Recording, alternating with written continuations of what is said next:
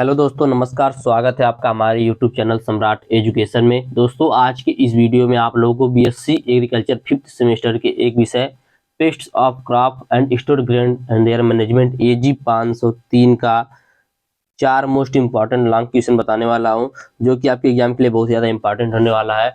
और यह वीडियो खास करके डॉक्टर राम मनोहर लोहिया अवध यूनिवर्सिटी फैजाबाद वालों के लिए बनाया जा रहा है, लेकिन सबके लिए यूजफुल है। और आप लोगों का आज ही एग्जाम है, इसके लिए खास करके वीडियो बनाया जा रहा है। इसमें से 1 से 2 क्वेश्चन आप लोगों को देखने को जरूर मिलेगा एग्जाम में। और आप लोग रोडेंट कंट्रोल पढ़ लीजिएगा, माइट्स कंट्रोल पढ़ लीजिएगा, माइट्स के बारे में पढ़ लीजिएगा। मैंने पीछे सब कुछ बताया हुआ है, इसमें से भी एक क्वेश्चन मैंने बताया हुआ है। तो आप लोग यदि पीछे का भी वीडियो देख लेंगे तो भी आप लोगों का अच्छा खासा एग्जाम जाएगा। 85% क्वेश्चन जो इसी मेरे बताए गए क्वेश्चन में से आएंगे, जैसा कि आप लोगों ने कल और परसों के एग्जाम में देख भी लिया है। तो चलिए आज का यह क्वेश्चन पहला शुरू करते हैं। तो पहला क्वेश्चन है, गंधी बग के क्षति की प्रकृति एवं नियंत्रण के उपाय का वर्णन कीजिए। जो गंधी बग है, गंधी बग एक कीट है, ठीक है, जो कहाँ लगता है, हमारे धान में लगता है। तो गंधी बग के क्षति की प्रकृति पूछा है, नियंत्रण का उपाय पूछा है। तो चलिए देखते हैं गंधी बग के क्षति की प्रकृति। सबसे पहले तो यह कीट खेतों में जून के महीनों में दिखाई देता है तथा वर्षा शुरू होते ही घासों में अंडा देना शुरू करता है। हम किस चीज के बारे में पढ़ रहे हैं? गंधी बग के बारे में पढ़ रहे हैं। कभी कभी इसका बोटेनिकल नेम पूछ लेता है, इसका वैज्ञानिक नाम पूछ लेता है। तो इसका वैज्ञानिक नाम क्या होता है? तो इसका वैज्ञानिक नाम होता है लेप्टोकोरिसा वारिकारिस। लेप्टोकोरिसा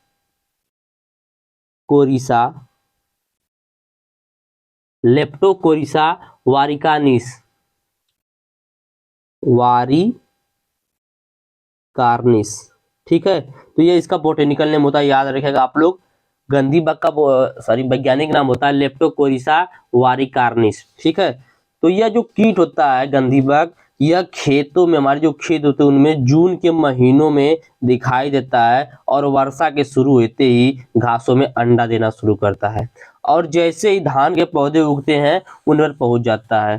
तो यहाँ तक आप लोग क्या समझ में आ रहा है कि यह जो कीट होता है जून के महीनों में हमारे खेतों में दिखाई देता है, और जैसे ही वर्षा शुरू होती है यह घासों में जाके अंडा देना शुरू कर देता है, या बोल सकते हैं घासों में जाके छिप जाता है, ठीक है। उसके बाद क्या होता है, जैसे हम लोग धान के पौधे को उगाते हैं, यह जो कीट होता है गंधी बग हमारे धान के पौधों पर पहुंच जाता है। इस कीट के प्रौढ़ तथा शिशु दोनों नुकसान पहुंचाते हैं। जो गंधी बग है, इसके प्रौढ़ तथा निम्फ या अडल्ट, जो निम्फ या अडल्ट बोल सकते हैं अंग्रेजी में, तो इस कीट के निम्फ और अडल्ट दोनों हमारी फसलों को क्षति पहुंचाते हैं, दोनों नुकसान पहुंचाते हैं। दोनों के चुभाने और चूसने वाले मुखांग होते हैं। प्रौढ़ के भी और शिशु के भी चुभाने और चूसने वाले मुखांग होते हैं। प्रौढ़ मतलब होता है अडल्ट, मतलब पूरी रूप से बड़ा हो गया हो, ठीक है। और शिशु मतलब होता है छोटा बच्चा बोल सकते हैं, और प्रौढ़ मतलब बोल सकते हैं जवान, युवा, ठीक है।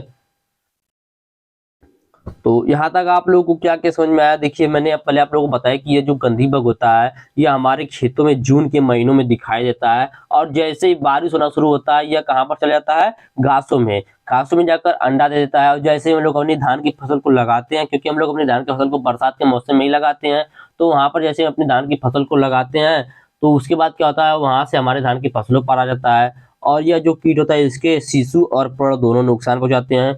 दोनों के चुभाने और चूसने वाले मुखांग होते हैं।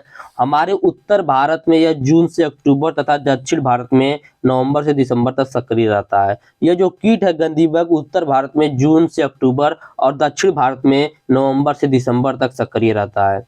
भारत में यह घास की कोमल पत्तियों तथा तनों का रस चूसता है, ठीक है। इसे चूसिया भी बोलते हैं, इसीलिए इस कीट को चूसिया बोला जाता है, रेनिया बोला जाता है, ठीक है। ये इसके विपरीत नेम भी है, तो इसलिए इस कीट को चूसिया बोला जाता है। प्रारंभ में यह जो कीट है धान की कोमल पत्ते तथा तनों का रस चूसता है, जिससे पत्तियां पीली पड़कर कमजोर हो जाती हैं और पौधे का बढ़वार रुक जाता है, ठीक है। एक एक पॉइंट समझते चलिएगा। मैं बार बार दोहरा के इसलिए बोल रहा हूँ कि आप लोगों को समझ में आ जाए एक बार वीडियो देखने से, क्योंकि टाइम भी बहुत कम है।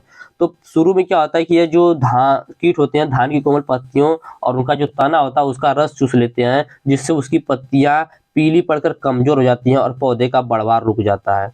पत्तियों पर कवक का प्रकोप हो जाने से उनमें भूरे तथा काले धब्बे पड़ जाते हैं। इसकी जो पत्तियां होती है उस पर कवक का प्रकोप हो जाता है, जिससे उनमें भूरे तथा काले धब्बे पड़ जाते हैं, ठीक है। पत्तियों पर कवक का प्रकोप हो जाता है, क्योंकि ये जब गंदी बग लगता है तो उससे क्या होता है, हमारी पत्ती होती है उस पर कवक का भी प्रकोप हो जाता है। इससे क्या होता है, उनमें भूरे और काले रंग के धब्बे बन जाते हैं। जब पौधे में बालें निकलना शुरू होती है तो ये बालियों का रस चूसना प्रारंभ कर देते हैं। जैसे ही पौधों में बालियां निकलना शुरू होती हैं, जब गेहूं होता है, हमारा धान होता है, तो उनमें जब बालियां निकलना शुरू होती हैं तो यह क्या होता है, करता है, बालियों का हमारे रस चूसना प्रारंभ कर देता है। सॉरी, मैं गेहूं बोल दिया, धान का समझिएगा आप लोग।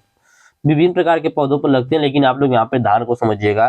तो जैसे हमारे धान की जो फसल होती है उसकी बाली निकलना शुरू होती है, तो वह यह क्या करते हैं, उनमें बालियों का रस चूसना प्रारंभ कर देते हैं गंधी बग। इस प्रकार दाने हल्के हो जाते हैं, छोटे हो जाते हैं तथा छिलके का रंग सफेद होता है। इस प्रकार से क्या होता है, दाने जो होते हैं इसके हल्के हो जाते हैं, छोटे हो जाते हैं तथा छिलके का रंग सफेद हो जाता है। ठीक है, आगे चलिए देखते हैं। जिस समय धान की फसल दुग्धावस्था में होती है, जिस समय हमारे धान की फसल दुग्धावस्था में होती है, लगभग सितंबर से अक्टूबर तक, ठीक है, सितंबर से अक्टूबर तक हमारी जो धान होती है दुग्धावस्था में होती है, उस समय इनके द्वारा सबसे अधिक प्रकोप दिखाया जाता है, सबसे अधिक नुकसान पहुंचाया जाता है। लगभग 20 से 30% नुकसान जो है दुग्धावस्था पर हमारी फसलों को पहुंचाया जाता है धान के द्वारा। जैसे इस बार बहुत लोगों के धान में गंधी बग लग गया था और धान जो है एकदम खराब हो गया था, और खैरा रोग भी लग गया था। आप लोगों को पता है, खैरा रोग के बारे में भी मैंने पिछले वाले वीडियो में बताया हुआ है। तो यह जो क्वेश्चन था आप लोगों का, गंधी बग की क्षति की प्रकृति और नियंत्रण का उपाय बताइए, तो मैंने आप लोगों को गंधी बग की क्षति की प्रकृति बता दिया। जल्दी जल्दी अगर बताऊंगा आप लोग समझिएगा। मैंने आप लोगों को बताया कि ये जो गंधी बग होता है, यह कीट हमारे खेतों में जून के महीनों में दिखाई देता है, और जैसे ही वर्षा शुरू होती है घासों में जाकर छिप जाता है। घासों में जाकर छिप के क्या करता है, अंडे दे देता है। ठीक है, जैसे हम लोग अपनी धान की फसल को खेत में लगाते हैं, घासों से निकलकर हमारे धान के पौधों पर आ जाता है। ठीक है, यह जो कीट होता है गंधी बग, इसका प्रण तथा शिशु दोनों नुकसान पहुंचाता है। दोनों के चुभाने और चूसने वाले मुखांग होते हैं। उत्तर भारत में यह कीट जो है जून से अक्टूबर, और दक्षिण भारत में नवंबर से दिसंबर तक सक्रिय रहता है। भारत में प्रारंभ में यह कीट जो होता है धान की कोमल पत्तियों तथा तनों के रस को चूसता है, जिससे जब रस को चूस लेता है तो पत्तियां पीली पड़ जाती हैं और पीली पड़कर कमजोर हो जाती हैं, और इससे पत्तियां पीली पड़कर कमजोर हो जाती हैं, झड़ जाती हैं, तो धान का पौधा जो होता है उसका बढ़वार भी रुक जाता है। पत्तियों पर कवक का प्रकोप हो जाता है, जिससे उनमें भूरे काले धब्बे पड़ जाते हैं। जब पौधों में बालें निकलना शुरू होती है तो यह बालियों का रस भी चूसना प्रारंभ कर देते हैं। जैसे ही पौधे में बालियां निकलना शुरू होती है तो यह क्या करते हैं, बालियों का भी रस चूसना प्रारंभ कर देते हैं। इस प्रकार दाने हल्के तथा छोटे हो जाते हैं। इससे क्या होता है, जो दाना होता है वह हल्का और छोटा हो जाता है और छिलके का रंग सफेद हो जाता है। जिस समय धान की फसल दुग्धावस्था में होती है, मतलब सितंबर से अक्टूबर तक हमारी जो धान की फसल होती है दुग्धावस्था में होती है, तो इस समय इनके द्वारा बहुत अधिक हानि पहुंचाया जाता है। 20 से 30% की हानि जो है दुग्धावस्था में हमारी फसल को पहुंचा दिया जाता है। ठीक है, तो यह था इसका गंधी बग की क्षति का प्रकृति। अब देखते हैं इसके नियंत्रण का उपाय। यहाँ पर कुछ पॉइंट ऐसे रहेंगे जो कि आप लोग सभी में यूज कर सकते हैं, जिसमें पहला पॉइंट जो है सभी में यूज कर सकते हैं, खेत के आसपास उगी खरपतवार को नष्ट करना चाहिए। ठीक है, यहाँ पर आप लोग लिखिएगा कि पुरानी फसलों के अवशेषों और खेत के आसपास की उगी हुई खरपतवार को नष्ट करना चाहिए, क्योंकि देखिए मैंने बताया कि गंधी बग जो है जब बारिश का मौसम होता है उस समय जाकर कहाँ घासों में अंडे दे देती है। यदि हम घास को नष्ट कर देंगे तो वहां पर जाकर अंडे नहीं दे पाएगी और मर जाएगी बारिश के समय में ही। ठीक है, तो खेत के आसपास उगी खरपतवारों को नष्ट करना चाहिए, पुरानी फसलों के अवशेषों को नष्ट कर देना चाहिए। इसको आप लोग सभी में यूज करेंगे। खेतों के पास प्रकाश प्रपंच लगाकर शिशु तथा प्रण दोनों को नष्ट कर देना चाहिए। ठीक है, खेतों के पास प्रकाश प्रपंच लगाना चाहिए। प्रकाश प्रपंच क्या होता है समझ लीजिएगा, कि बीचों बीच या कहीं किनारे पर क्या करेंगे, एक खंबा लगाएंगे और उस पर कोई लाइट बांध देंगे। ठीक है, लाइट बांधने के बाद यहाँ पर पानी लगा देंगे। इससे क्या होगा, कीट जो है आके पानी में गिरेंगे और खत्म हो जाएंगे। आप लोग देखते होंगे गांव में कभी कभी जो पाके हम लोग बोलते हैं, आप लोग क्या बोलते हैं बताइएगा, उड़ती है तो क्या करते हैं सभी लोग पानी भर कर रख देते हैं और लाइट के पास पानी भर कर रखते हैं, जिससे क्या होता है जो उड़ती हुई पाखियां आती हैं वहां पर आके पानी में गिर जाती हैं। ठीक है, उसका नेम मुझे अच्छे से याद नहीं आ रहा है, आप लोग बताइए क्या बोलते हैं उसको। तो खेत के आसपास की उगी हुई खरपतवार को नष्ट कर देना चाहिए। खेत के पास प्रकाश प्रपंच लगाकर जो इसको शिशु तथा प्रण दोनों को नष्ट कर देना चाहिए। जहां तक संभव हो सके धान का कीट प्रतिरोधी किस्मों की बुआई करनी चाहिए। ठीक है, जहां तक संभव हो सके धान के कीट प्रतिरोधी किस्मों की बुआई करनी चाहिए।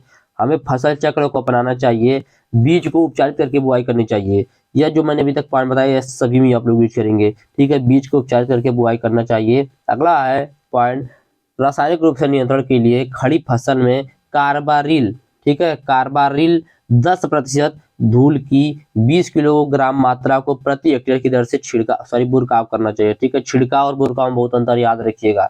तो खड़ी फसल में कार्बारिल 10% धूल की 20 किलोग्राम मात्रा को प्रति हेक्टेयर की दर से बुरकाव करना चाहिए। ठीक, प्राकृतिक रूप से मैंटिस इनके प्रौढ़ तथा शिशु दोनों को खाता है। मैंटिस जो है गंधी बग का प्राकृतिक शत्रु है, यह इसके प्रौढ़ और शिशु दोनों को खाता है। ठीक है, और एक पॉइंट मैं भूल गया था तो इसलिए लास्ट में लिख दिया कि पुराने फसलों के अवशेषों को नष्ट कर देना चाहिए, जो कि मैंने आप लोगों को पहले पॉइंट में ही बता दिया।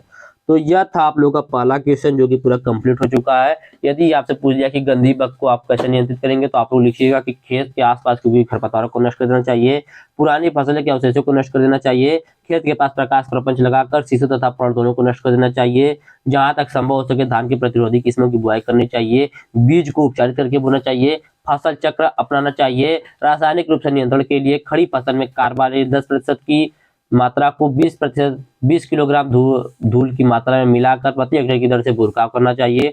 मैंटिस इनके प्राकृतिक शत्रु है, इसलिए हमें मैंटिस को लाकर भी इसमें छोड़ सकते हैं। ठीक है, या आप बोल सकते हैं प्राकृतिक रूप से मैंटिस इनके प्रौढ़ तथा शिशु दोनों को खाने का भी कार्य करता है। चलिए देखते हैं अगला क्वेश्चन, बहुत इंपॉर्टेंट सभी क्वेश्चन है, याद रखिएगा। अगला क्वेश्चन है टिड्डी के जीवन चक्र का वर्णन कीजिए। टिड्डी ग्रास होपर के जीवन चक्र का वर्णन करना है। तो चलिए देखते हैं। तो ये जो टिड्डा होता है, इस टिड्डे के जीवन चक्र में 3 अवस्थाएं पाई जाती हैं, अंडा, शिशु तथा प्रौढ़। ठीक है, एक निम्फ अडल्ट 3 अवस्था पाई जाती है टिड्डी के जीवन चक्र में। ठीक है, टिड्डी के जीवन चक्र में कितनी अवस्थाएं पाई जाती हैं? 3 अवस्थाएं पाई जाती हैं। सिर्फ जीवन चक्र पूछा है, छोटा सा देखेंगे अच्छे से समझ में आ जाएगा। ठीक है, तो मादा अंडा जमीन के अंदर 5 से 8 सेंटीमीटर की गहराई पर देती है। ठीक है, कह सकते हैं कि अंडा जो है गड्ढे में देती है, सीधी बात।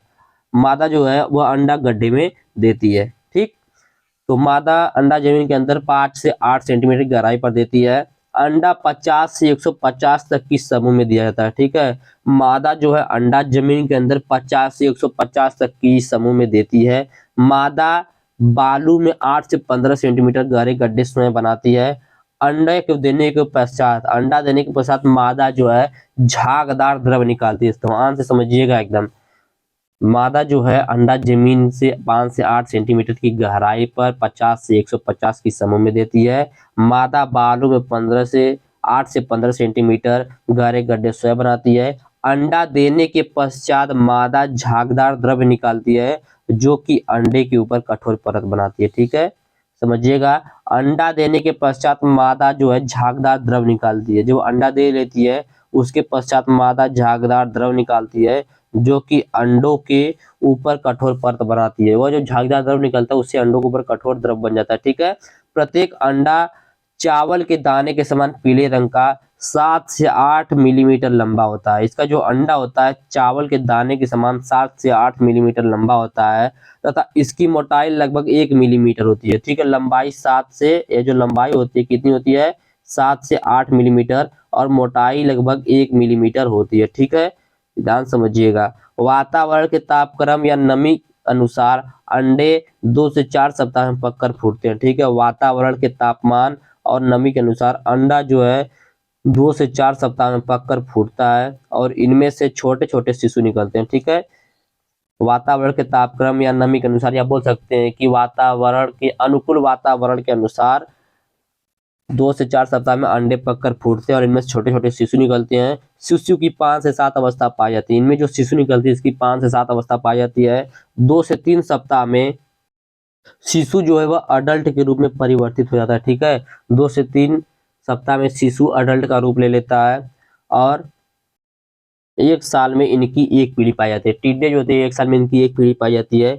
2 से 3 सप्ताह बाद यह पुनः एग लेगिंग प्रारंभ कर देते हैं। ठीक है, तो यह था टिड्डी के जीवन चक्र के बारे में। अगला क्वेश्चन देखेंगे, बहुत इंपॉर्टेंट, सैनिक कीट की क्षति की प्रकृति तथा नियंत्रण के उपाय बताइए। अभी हम लोगों ने गंधी बग के क्षति की प्रकृति पढ़ा था, अब हम लोगों को पढ़ना है सैनिक कीट। तो सैनिक कीट की क्षति की प्रकृति तथा नियंत्रण के उपाय के बारे में पढ़ना है। ठीक है, टाइम कम होता है इसीलिए एक ही दिन आप लोगों का एक भी दिन का गैप नहीं होता है, इसकी वजह से मैं ज्यादा क्वेश्चन नहीं करा पाता हूँ, क्योंकि इस टाइम घर पे भी बहुत सारा काम है इसकी वजह से। ठीक है, तो आप लोग मैनेज कर लीजिएगा। मैंने पीछे का जो वीडियो बनाया उसको आप लोग देख लीजिएगा।